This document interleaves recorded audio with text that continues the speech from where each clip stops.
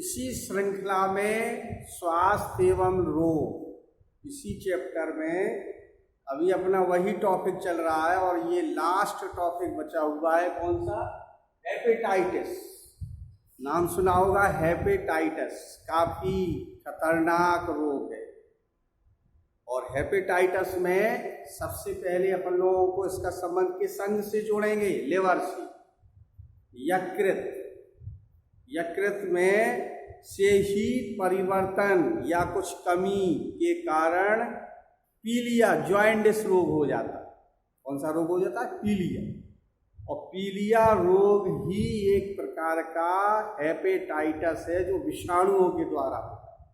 तो इसका इंट्रोडक्शन के रूप में मानव के लिवर में सूजन एक विशेष प्रकार के विषाणु हेपेटाइटिस द्वारा होता है, इसलिए इसको क्या नाम दिया? लिवर इनलार्जमेंट अंतर है, यकृत का आकार बढ़ जाना, एंटेरोवायरस। यानी ये रोग क्रमशः अनेक प्रकार के एंटेरोवायरस HAV, HBV, HCV, HDV और HEV के कारण होती है। रेट्रोवायरस, एंटेरोवायरस है जो हेपेटाइटिस रोग होता है विषाणु के द्वारा, उसको सामान्य रूप से एंटेरोवायरस कहते हैं। उसमें नाम है HAV। ये नाम जरा देखते जाइए। सबसे पहले HAV, दूसरा है HBV, HCV और फिर HDV और HEV। ये इतने प्रकार के मिला करके कौन सा रोग हो गया? रेट्रोवायरस के द्वारा। अब ये अनेक प्रकार के रोग होते हैं, hepatitis A, hepatitis B, C, D, E। Hepatitis B अनेक प्रकार का, लेकिन संबंध किससे जोड़ा है? लिवर से। सभी का संबंध लिवर से है। हेपेटाइटिस A की विशेषता महामारी पीलिया भी कहते हैं इसको। सिंगल स्ट्रैंड RNA ssRNA होता है, इसमें आवरणहीन होता है। यह विषाणु भोजन, गंदे पानी द्वारा शरीर के अंदर प्रवेश कर जाता है। मलेरिया, डायरिया, बुखार, सर्दी आदि पीलिया की लक्षण दिखाई। त्वचा पीली पड़ जाती है, आंखों का रंग सफेद, यूरिन का रंग डार्क, और इसकी अवधि होती है 15 से 21 दिन के बीच। फिर से सुन लीजिए, हेपेटाइटिस A को पीलिया रोग कहते हैं। तो पीलिया में आपने देखा जो RNA वो वायरस होता है वो सिंगल स्ट्रैंड माने SS RNA होता है। यह RNA आवरणहीन होता है। यह जो वायरस होता है आवरणहीन होता है। इसके बाद भोजन, गंदे पानी से शरीर में पहुंच जाता है। मलेरिया, डायरिया, बुखार, ठंड आदि के लक्षण दिखाई देने लगते हैं। आंखों का रंग, स्किन का रंग ये अलग प्रकार का पीले कलर का हो जाता है। यूरिन का रंग डार्क हो जाता है। और 15 से 21 दिन का इसका टाइम होता है किसका? हेपेटाइटिस A का। अब हेपेटाइटिस B पर आइए। हेपेटाइटिस B को वृत्ताकार सर्कुलर डबल स्ट्रैंड DNA पाया जाता है। देखो थोड़ा अंतर आ गया। हमने बताया था विषाणु में या DNA पाया जाएगा या RNA पाया जाएगा। तो ये जो DNA है वो कैसा है? डबल स्ट्रैंड DNA पाया जाता है इसमें। माँ के दूध से बच्चे में रोगी की लार से यौन सिक्रीशन में स्वस्थ व्यक्ति में प्रवेश कर जाने से संक्रमित हो जाती है। यानी माँ जो बच्चे को दूध पिलाती है, बच्चे में पहुंच जाएगा हेपेटाइटिस B। सीमन, रोगी की लार, यौनी सिक्रीशन, वेजाइनल सिक्रीशन आदि के द्वारा स्वस्थ व्यक्ति के शरीर में प्रवेश कर जाता है। और इसका जीवन काल यानी जो 10 से 26 दिन का होता है। भूख ना लगना, हल्का सा बुखार, जोड़ों में दर्द होता है। ये हुआ कौन सा? Hepatitis B। इसको बोलते हैं IgM। समझा गया? इसमें डबल स्ट्रैंड DNA पाया जाता है और एक मनुष्य से दूसरे मनुष्य में ये जब तक शरीर के अंदर का कोई तरल पदार्थ दूसरे में न जाए तब तक नहीं जाता है। तो ये शरीर से दूसरे शरीर में ये क्या हो जाता है? चेंज पहुंच जाता है। हेपेटाइटिस C पर आइए। अभी ये था, फिर B था, C पर। यह विषाणु सिंगल स्ट्रैंड RNA का बना होता है।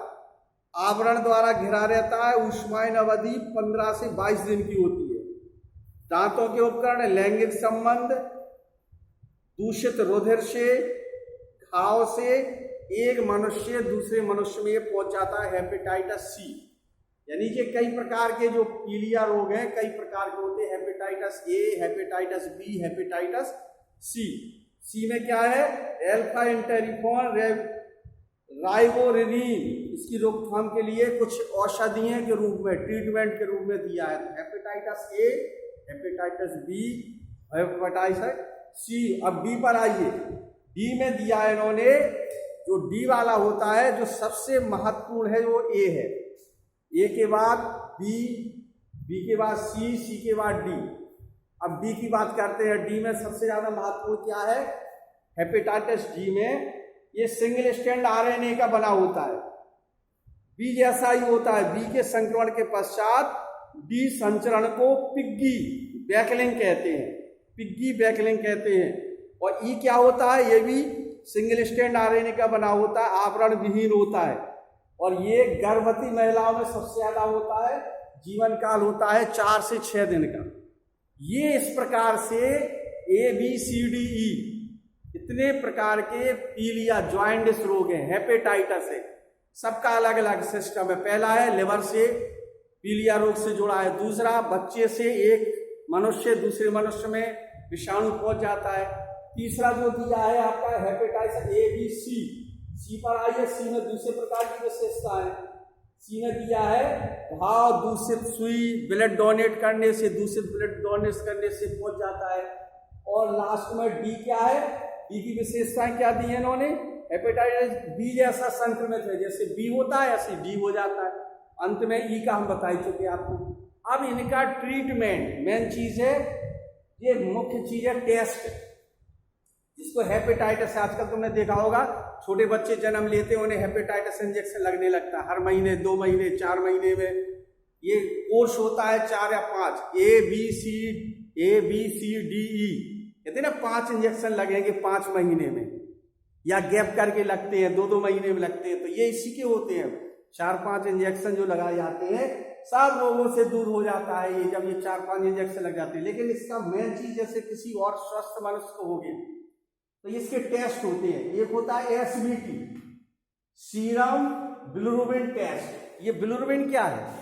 जब किसी को पीलिया रोग हो जाता है तो जो हीमोग्लोबिन है वो विखंडित होकर के क्या बनाता है? एक पीले रंग का पदार्थ बिलिरुबिन। ध्यान रखना, ये पिगमेंट है, वर्णक है पीलिया रोग का। पीलिया रोग का जो वर्णक है, जो पीलिया जो होता ही है बिलिरुबिन नामक पदार्थ से। और बिलिरुबिन किससे बना है? हीमोग्लोबिन के विखंडन से। हीमोग्लोबिन क्या है? वर्णक। लाल रंग का जो आपकी आरबीसी में, हम और आपकी सभी के आरबीसी में हीमोग्लोबिन पाया जाता है, वह टूट जाता है, विखंडित हो जाता है, क्या बना लेता है? बिलिरुबिन।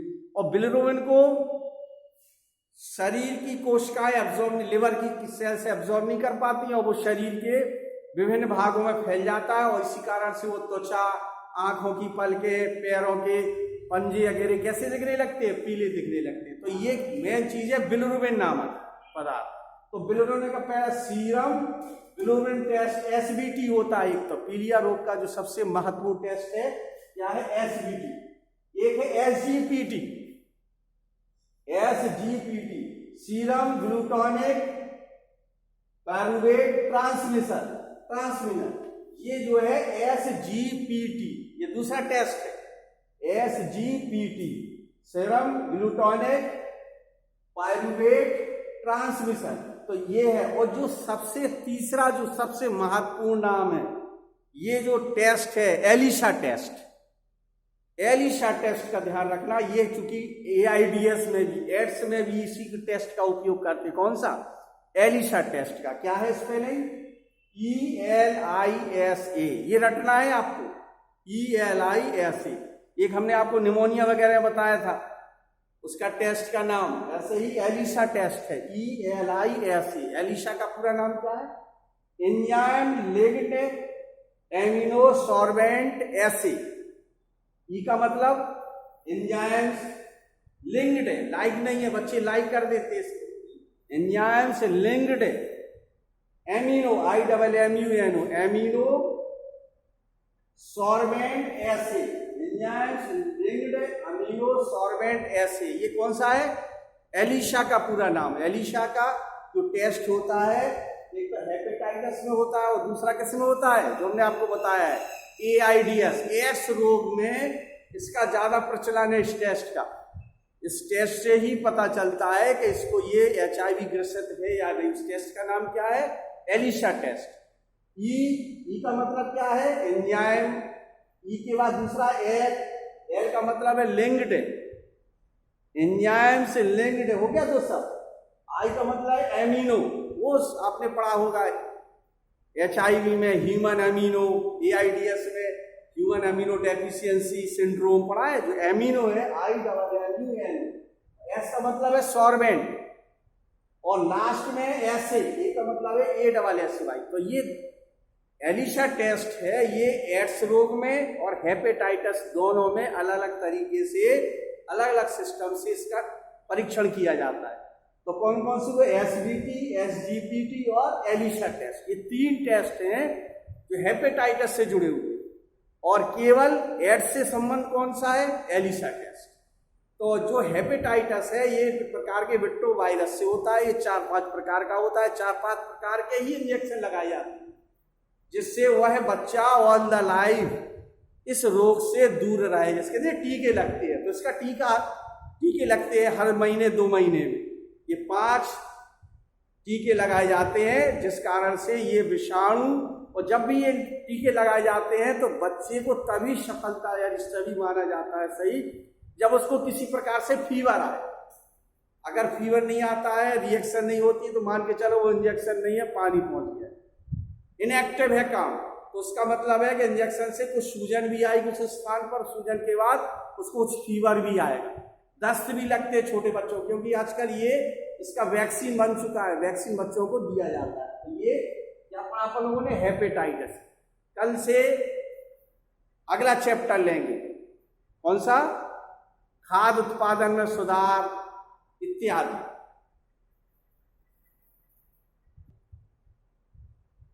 अब इस हेपेटाइटिस के बाद कुछ और ऐसे रोग हैं, जैसे वो है हाथी पांव, एलिफेंटस। एलिफेंटस को फाइलेरियसिस रोग कहते हैं। कभी कभी तुमने देखा होगा कि किसी मनुष्य, मेल या फीमेल कोई भी हो, उसका एक पैर काफी मोटा हो जाता है, वो होता है बुचेरिया ब्रोंकेप्टाई नामक, इससे फाइलम पढ़ा है निमेटोडा, एस्केलेमंथीस, जिसमें एस्केरस आता है। तो फाइलेरिया, जो फाइलोरेसियस रोग है, बुचेरिया ब्रोंकेप्टाई नामक निमेटोड से ये रोग हो जाता है एक पैर में, और यानी कुल मिला के कमर के नीचे से। ये रोग क्या कर देता है? निष्क्रिय करता है, रिप्रोडक्टिव ऑर्गन्स को छोटा कर देगा, बहुत अंतर हो जाता है। इसका नाम ही है हाथी पांव, यानी जैसे हाथी का पैर होता है ना, इतना मोटा ताजा, ऐसे ही अलग एक पैर दिखाई देता है, जिसके कारण होता है बुचेरिया ब्रोंकेप्टाई नामक नेमेटोड्स के द्वारा। इस प्रकार से हमने आपको मलेरिया बताया। मलेरिया में क्या? प्लाज्मोडियम वाइवेक्स नामक एंडोपैरासाइट प्रोटोजोआ द्वारा, और ये डाइजेनेटिक होता है, मनुष्य में होता है। पहले मच्छर एक मनुष्य स्पोरोजोइड लेगा, वो जाकर के स्वस्थ मनुष्य पर काटेगा, फीमेल एनाफिलीज उसको डाल देगा। तो प्लाज्मोडियम वाइवेक्स नामक एंडोपैरासाइट का जीवन चक्र डाइजेनेटिक होता है। मच्छर फीमेल एनाफिलीज के शरीर में, जब वो स्वस्थ मनुष्य में काटेगा तो मनुष्य के अंदर, तो मनुष्य के अंदर सेक्स रिप्रोडक्शन होगा, मच्छर के अंदर सेक्स रिप्रोडक्शन होगा, यानी अपना विभाजन खूब बढ़ा लेगा, वो लार में पहुंचा देगा। और लार से क्या होता है? ये जाके जैसे ही वो काटेगा मच्छर, तो उसमें स्पोरोजोइड डाल देता है, तो स्पोरोजोइड उसके शरीर में, लिवर में पहुंचेगा, लिवर से पूरे शरीर में फैल जाए, बहुत सारा डिटेल है। तो ये क्या हुआ? मलेरिया, मलधन एरिया, यानी गंदी हवा। मल का मतलब है गंदगी, और एरिया माने हवा, तो मलेरिया का मतलब ये हुआ गंदी हवा जहां पर होगी, यानी पानी भरा होगा, सड़ रहा होगा, क्योंकि मच्छर आपको पता है अंडे कहाँ देता है? पानी में ही देता है, इसलिए साफ सुथरा रखना चाहिए उस क्षेत्र का। ये मलेरिया हो गया। और बाकी डेंगू वगैरह हम पढ़ा चुके हैं। एक होता है एस्केरियासिस से एस्केरियासिस रोग हो जाता है। एस्केरस जो होता है नेमेटोडा का सदस्य, इससे कौन सा रोग हो जाता है? एस्केरियासिस। इसी प्रकार से एक और है रिंगबॉर्न। रिंगबॉर्न मतलब खुजली होना। खुजली क्या है? ट्राइकोफाइटोन नामक फंगस के कारण, ट्राइकोफाइटोन नामक कवक के कारण। कवक क्या है? एक chlorophyllous, non vascular, thallophyta, root stem leaf absent. ये फंगस का कैरेक्टर है कवक का।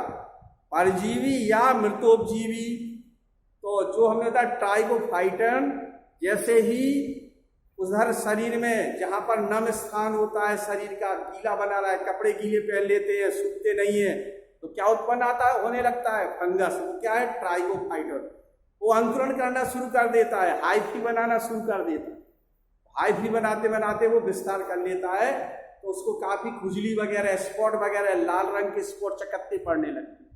तो ये 2-3 रोग और बचे थे इसके, तो इसको जैसे रिंगवॉर्म बता दिया, ट्राइकोफाइटोन, हेपेटाइटिस विट्रोवायरस के प्रकार बता दिए, मलेरिया प्लाज्मोडियम वाइवेक्स, इसके बाद बैक्टीरिया वायरस से भी अनेक रोग और भी हैं। तो ये चैप्टर यहीं पर पूरा समाप्त।